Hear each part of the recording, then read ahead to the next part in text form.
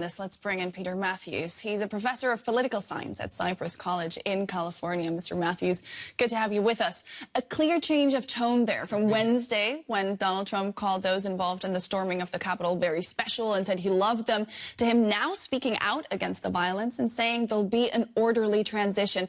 Tell us, how did this U-turn come about?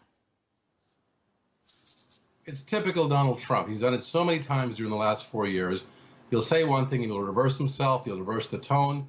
It's all about himself. He wants to protect himself. He doesn't want to be the first president to be removed by the 25th Amendment, which was bound to happen the way things are going. And he just wanted to cover himself and decided to go ahead and be nice. I don't trust him one bit in terms of his change of tone, and I don't trust the people that followed him into the Capitol. He incited them to go to the Capitol at the noon lunch that he had. He had a speaking engagement there in front of thousands, and he told them to go in there, go to the Capitol. And he said, we've been cheated of the election, and he incited the violence, and now he's trying to play nice. Pressure's clearly mounting on Trump. There's talk on Capitol Hill of impeachment or invoking the 25th Amendment. What do you believe will happen? Difficult to predict. It's such a short time. We have less than 2 weeks left, and that time makes a difference. If out of the two, I don't think it's tough. The 25th Amendment is going to take a majority of the cabinet to vote to go ahead and change power from Trump to Pence. And if Trump objects, and even though the cabinet votes for it, then it goes to each house, and each house has to vote by a 2/3 majority to override Trump's objection, and then the power shifts to Pence. So that's a bit of a reach right now with just 10 days left. But the impeachment could occur if enough people are riled up in the Senate. The House will impeach him, but the Senate has to convict him. And last time they failed to do that. But now things have changed a lot since this insurrection. And let's call it what it was. It wasn't a riot. It wasn't something random, people having fun, drinking and getting drunk and breaking windows.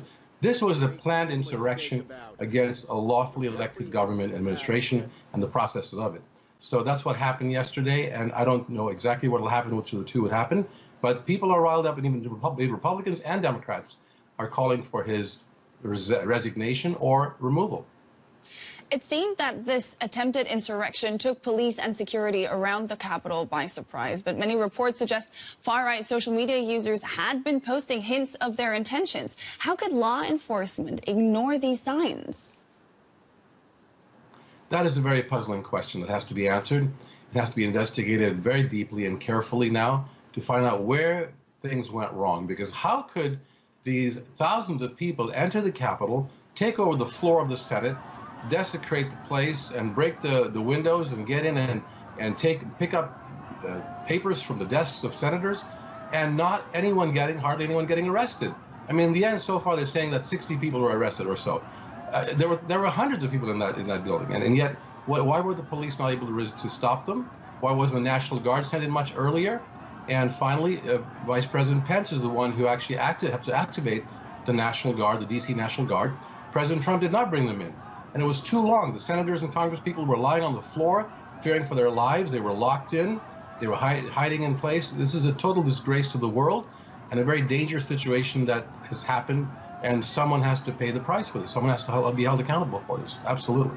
All right. Peter Mathews, professor of political science at Cypress College in California. Thank you for your time. Thank you so much. Take care. Let's now take a look at some of